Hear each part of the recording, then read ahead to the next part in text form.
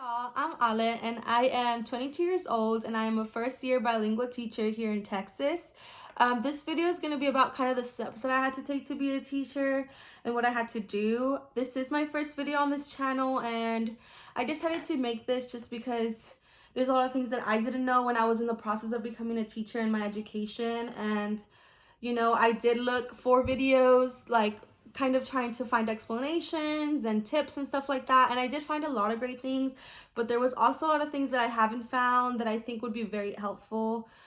So if you are interested in any of that information, go ahead and subscribe. And yeah, so let's get on to it. So like I said, I am in Texas. So once I graduated high school, I went right into university and I attended Texas State University. Just because they have a great education program there, especially for bilingual teachers. So I did a 4-year program. And so the first years were mostly just like basics, things that everyone had to take.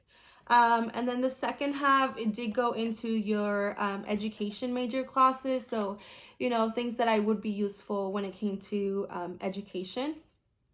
And so, yeah, I did learn a lot of great things. But there is also a lot of things that I feel college doesn't prepare you for when you're actually in the classroom. And so I am going to make some videos about that as well. Like, some things that I wish I would have known and things that they really don't prepare you for, because there is a lot of things that I've been learning along the way that I didn't even know were a thing or existed. So yeah, it's been a bumpy road and a learning road, but an exciting one as well. But yeah, so maybe later on I will make, some tips and tricks about that.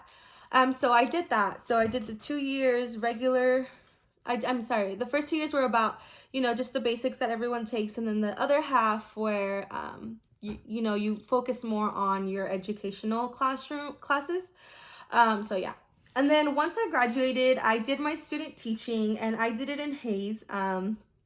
And that was awesome as well. I did learn a lot of great things, and also, well, there's some things that they didn't prepare me for, like when I actually got my own classroom, but again, it was very helpful.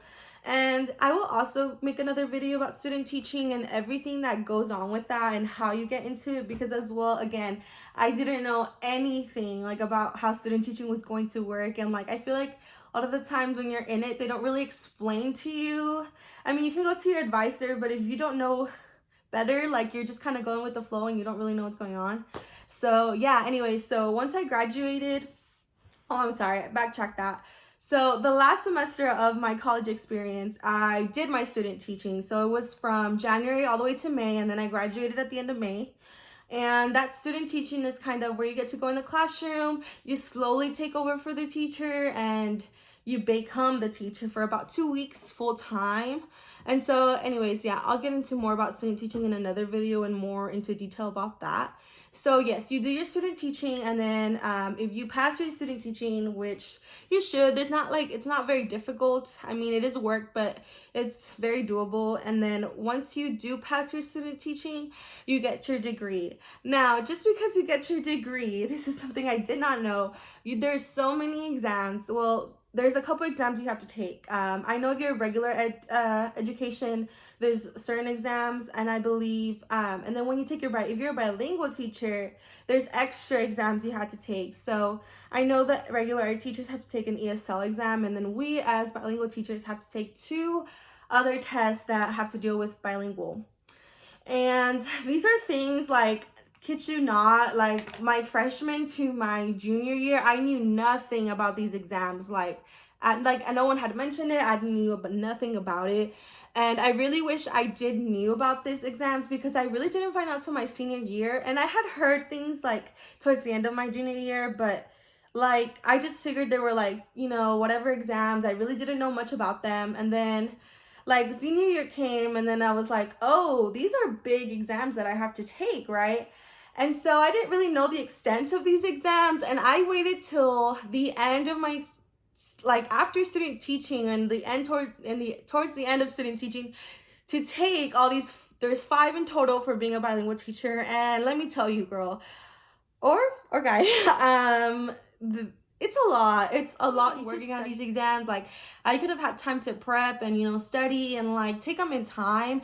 But no, like I rushed my exams. Like, you know, that's kind of like where I go into next. Like when you start applying and interviewing, so your like applications start like March, April, May, like through that like time frame, like you can already start applying for jobs and stuff like that. And so, like I said, like I didn't start taking my exams till like the end, like May, maybe the end of April. And so I was like rushing through these, and they were a struggle, let me tell you. But so that was the thing, like I just wish somebody would have told me about the exams, like what the exams were about, like, you know, what it took. And so I will make another video about the exams as well, because I do wish I would have known more about them and gone into more detail about them. But so like when you are applying for jobs, like they do ask you, so where are you in your certification? So yeah, you're gonna get your degree, girl, but you still need your certification exams to be a fully certified teacher. Like even if you have your degree, it doesn't mean you can teach. You need to be like certified with these exams. So it was very stressful time for me, just because I was interviewing and like I was trying to finish my student teaching up, and I was trying to take these exams all at once, and it was just not very healthy mindset, and it was just a lot for me. And so yeah, anyway, so you start applying. So when you're doing your student teaching, you kind of start applying for jobs already. And Texas State did give a job fair, where we kind of got to, so it was during COVID. So I knew years before they were in person, but because of COVID, they were online, and they were through Zoom or through video chat. And so these were kind of, this job fair was where I got to kind of do like mini interviews with different schools, and usually it would be like the vice principal or the principal of that school, and they were like 10 to 15 minutes long. And then if they did like you, I feel that's when they would like email you or call you back and ask you for like to have like an actual interview. So like they would ask you more questions. So this job fair was helpful, but if I'm being honest, like there was a lot of people in the wait, and I only got to see 2, and this job fair lasted like 3 hours. So I did try to find more jobs on my own. So I did apply to areas that I wanted to work for. And so I did start applying, like I said, towards the end of April and the beginning of May, and towards all the end of May and kind of the beginning of June, essentially. So yeah, I applied at different places. I interviewed at a couple of places, and I will also make another video about kind of the interview process and what kind of questions they asked me and all that good stuff. So yeah, I interviewed, and then finally, and then I did get essentially hired. But like I said, you know, if you didn't have your exams taken, they couldn't really hire you with the district, because the district does want you to be fully certified. And I do know there's some cases where, you know, they do hire you and give you like a kind of like a time lapse of, you know, give you some time to get certified. And so you might be able to get a job and work as a teacher and work on your certifications. I know some people that are doing that at my campus, and you know, and other friends that I do, and other teachers that I've met. And it is possible. It just depends on the district and if they're willing to do that for you. But I do know that most of the districts do require you to be fully certified. So that's a whole stress in itself. So if you are on the process of being a teacher and you're in college right now, or you're doing your student teaching and you haven't taken any of those exams, I suggest that you get on the ball and you start studying for those, and you know, or get more information on them. Just start doing it. Like, don't wait till last minute like I did, because it's real stressful, and you don't need that stress in your life, because you're, you know, it should be an exciting time because you're graduating and not a stressful one. So anyways, yeah, so I interviewed, and then they'll call you back. For some it took 2-3 days, and then for one of them it was like the next day. So it just depends. And then they'll call you and you accept, or you know, need more time to think about it. That's kind of what happened to me.